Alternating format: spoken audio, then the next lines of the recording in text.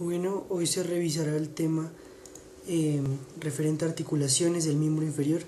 Soy Juan Camilo Chávez Arturo, estudiante de la Universidad de La Sabana y curso tercer semestre de la carrera de Medicina. Bueno, para comenzar hay que estudiar algunos de las estructuras importantes que se encuentran en el miembro inferior y que son pertenecientes al esqueleto apendicular.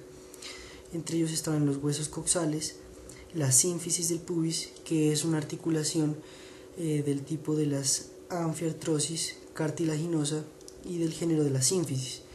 Encontramos al fémur dispuesto con su cabeza, su cuello, el trocánter mayor, el trocánter menor, la diáfisis, su epífisis distal con numerosas estructuras anatómicas, su articulación con la patela o rótula, inferiormente la tibia que se dispone siempre medial, lateral está el peroné. Luego tendremos a los huesos del tarso dispuestos en dos filas, posteriormente los huesos del metatarso y finalmente las falanges, haciendo la excepción de que el dedo gordo o el hallux tendrá siempre solamente dos falanges a diferencia del resto de los dedos. En cuanto a la articulación coxofemoral, una de las articulaciones más importantes en el miembro inferior, pues cabe resaltar que es una articulación que por sus características se clasifica en el tipo de las diartrosis sinoviales y en el género de las enartrosis o esferoideas. Esta se dispone entre lo que es la cabeza del fémur y la cavidad cotiloidea o acetábulo, un accidente que presenta el hueso coxal. Esa articulación determinará diversidad de movimientos, entre ellos estará pues la abducción, la aducción, la flexión, la extensión y la unión de estos movimientos que será la circunducción. También podremos hacer rotación lateral o externa y rotación medial o interna. Esta articulación la delimitará, la estabilizarán, podemos decir mejor, tres estructuras: el rodete acetabular, la cápsula articular y ligamentos capsulares que refuerzan esa cápsula articular.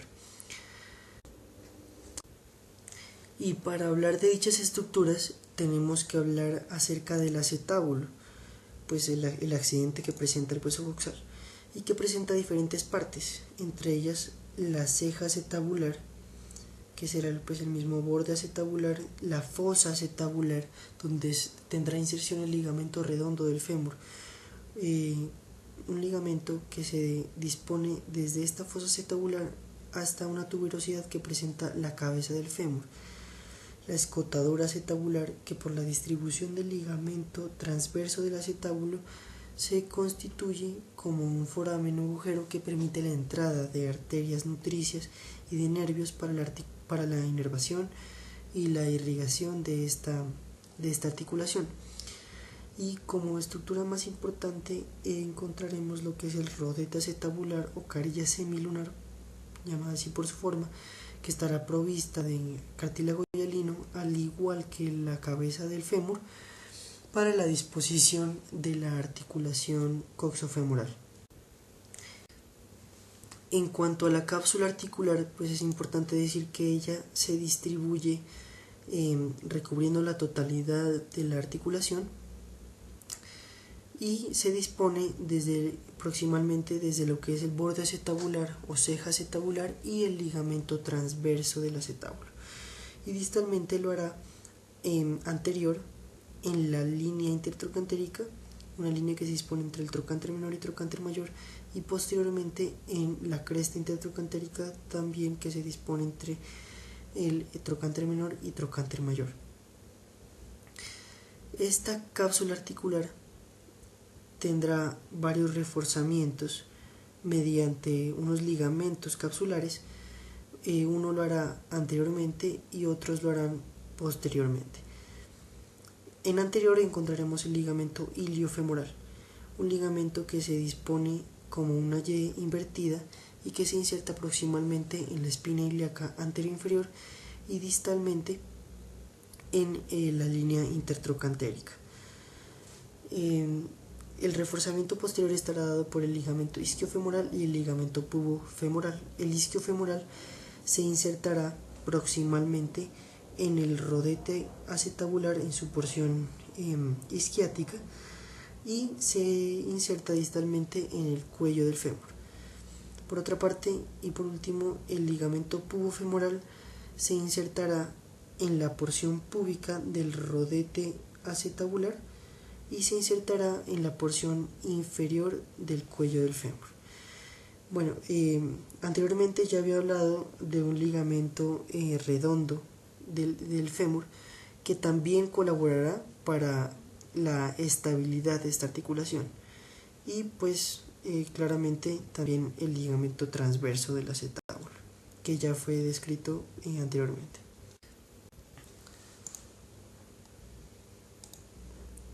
La articulación de la rodilla es una de las más complejas y voluminosas, que si bien entra en discusión, pues se clasifica funcionalmente como una articulación del tipo sinovial y del género de los gíngulimos o trocleas por el movimiento que permite de flexión y de extensión. Estructuralmente estará conformada por dos articulaciones entre el fémur y la tibia y entre el fémur y rótula o patela. La articulación femorotibial se constituye entre los cóndilos que presenta el fémur en su epífisis distal y cara posterior, uno lateral y uno medial, uniéndose con los platillos tibiales que presenta la tibia en su epífisis proximal, clasificándose en una articulación del tipo de las sinoviales y del género de las bicondilias o condilias. La articulación femoropatelar será una articulación del tipo de las sinoviales y del género de las trocleas, pues el fémur en su cara anterior en la epífisis distal presenta una tróclea, cavidad troclear, para articularse con la cara posterior de la patela.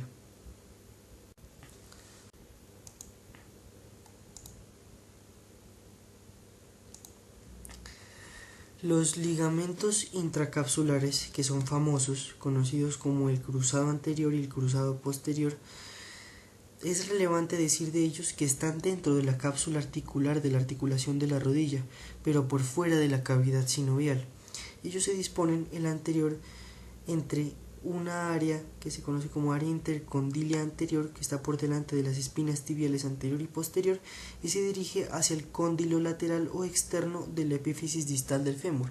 Por otra parte, el ligamento cruzado posterior se dispone desde el área intercondilia posterior, detrás de las espinas tibiales anterior y posterior, y se dirige hacia el cóndilo medial o interno de la epífisis distal del fémur. De esta manera es clave decir que la anterior se tensa cuando hay una extensión de la rodilla y se relaja cuando hay una flexión de la rodilla, y por otra parte y por el contrario, el posterior se tensa cuando hay una flexión de rodilla y se relaja cuando hay una extensión de rodilla. En cuanto a los meniscos, es importante mencionar que al igual que los ligamentos cruzados que presenta la articulación intracapsulares, estos estarán por fuera de la membrana sinovial, de la cavidad sinovial, pero por dentro de la cápsula articular. Se caracterizan porque hay uno lateral y uno medial, diferenciándose de tal manera que el lateral tendrá una forma casi circular, mientras que el medial tendrá una forma de C, un círculo pues incompleto. Pero de igual manera ambos ejercerán su función de almohadilla, facilitando la lubricación y la movilidad de la articulación. En cuanto a los ligamentos extracapsulares, pues que limitarán y que determinarán la movilidad de la articulación de la rodilla, pues encontramos 4 muy importantes, entre ellos el ligamento rotuliano, el ligamento colateral tibial, el tendón del músculo popliteo y el ligamento colateral peroneo o fibular. Bueno, En cuanto al ligamento rotuliano o patelar, pues podemos decir que será la continuación del tendón común del cuádriceps femoral que finalmente se insertará a nivel de la tuberosidad tibial en la cara anterior de la tibia. El ligamento colateral tibial se extenderá desde el epicóndilo medial del fémur hasta el cóndilo medial de la tibia. El tendón del músculo popliteo se distribuye desde la cara lateral del cóndilo lateral del fémur hasta entre el menisco lateral y la cápsula de la articulación de la rodilla. Por último, el ligamento colateral fibular se distribuye entre lo que será el epicóndilo lateral del fémur y la cabeza del peroné. La articulación tibioperonea proximal es la primera articulación que se dispone entre la tibia y el peroné. Se clasifica dentro de las articulaciones del tipo sinovial y del género de las artrodias o planas y se da gracias a que la tibia en su epífisis proximal posee una carilla articular para la cabeza del peroné. Esta articulación permite un pequeño. La membrana interósea constituye la segunda articulación entre la tibia y el peroné. Esta se distribuye entre el borde interóseo de ambos huesos y su importancia yace en la presencia de dos agujeros, uno proximal y uno distal, que permiten el paso de estructuras vasculares para la adecuada irrigación de la zona. Además, esta membrana constituye un importante lugar para la inserción de músculos, por ejemplo aquí en los 2/3 proximales de la cara lateral de la tibia se inserta el músculo tibial anterior, con inserción en la membrana obviamente, y en la cara medial del peroné en su tercio medio encontraremos la inserción del músculo extensor largo del dedo gordo. Y posteriormente también con una gran inserción en la membrana estará el músculo tibial posterior. En cuanto a la articulación tibioperonea distal como tercera articulación entre la tibia y el peroné, encontraremos algo diferente a lo que hemos visto tanto en miembro superior como en miembro inferior, en general en todas las articulaciones, pues esta constituye una articulación del tipo de las fibrosas y en el género de la sindesmosis. Esta se distribuye entre una escotadura que presenta la epífisis distal de la tibia, que es la escotadura peroneal, con la epífisis distal del peroné. Su importancia yace en la estabilidad que le brinda tanto al movimiento de la pierna como al movimiento del pie. La articulación talocrural o tibioperonea astragalina, que como su nombre lo dice, se distribuye entre la epífisis distal de la tibia, la epífisis distal del peroné y el astrágalo, un hueso del tarso de la primera fila, constituyen la articulación mejor conocida como articulación del tobillo. Se clasifica dentro del tipo de las sinoviales y el género de las trócleas o gínglimus. Esto debido a que el talus, tali o astrágalo presenta una tróclea en donde se insertarán como un conjugado la tibia y el peroné, permitiendo así movimientos de dorsiflexión y flexión plantar. Esta articulación presenta una cápsula articular que será delgada y que al igual que todas pues está reforzada por ligamentos que en este caso evitan o limitan el deslizamiento anterior de la tibia y el peroné sobre el astrágalo. Claramente dentro de los huesos del tarso también encontramos articulaciones y entre ellas encontramos la articulación astrágalo-calcánea, que, como su nombre lo dice, se distribuye entre el hueso astrágalo o talus y el calcáneo. Tanto el astrágalo como el calcáneo presentan 3 carillas articulares que permiten su unión, que constituirá una articulación del tipo sinovial y del género de las artrodias o planas. Esta articulación es importante pues permite la inversión y la eversión del pie. La articulación astrágalo-calcáneo-navicular, que como su nombre lo dice se distribuye entre los huesos del tarso navicular escafoides, astrágalo o talus, que lo vemos atrás y el hueso calcáneo, formará una articulación que dentro de la clasificación estará en el tipo de las sinoviales y en el género de las enartrosis o esferoideas. Descrito de mejor manera, el astrágalo es el que aportará la esfera y el navicular junto con el calcáneo constituirán la concavidad que recibirá esa esfera del astrágalo. Esta articulación hará parte de la articulación mediotarsiana o transversa del tarso, que se constituirá entre la primera y la segunda fila de los huesos del tarso.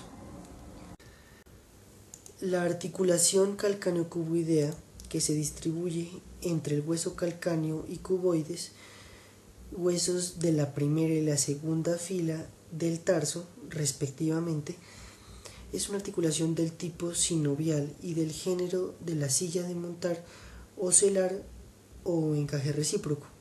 También hace parte de la articulación mediotarsiana o transversa del tarso y por la vista plantar se ve reforzada por 2 ligamentos, el ligamento plantar largo y el ligamento plantar corto. Para finalizar tenemos las articulaciones tarso-metatarsianas, metatarsofalangicas e interfalángicas.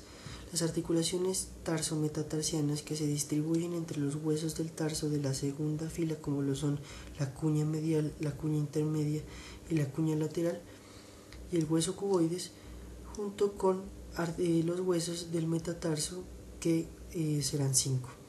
De tal manera que el primer metatarso siempre se articula solamente con la cuña medial, el segundo metatarso con las 3 cuñas, el tercer metatarso solamente con la cuña lateral y el metatarso cuarto y quinto con el hueso cuboides, conformando articulaciones que se clasifican del tipo sinovial y del género de las artrodias o planas.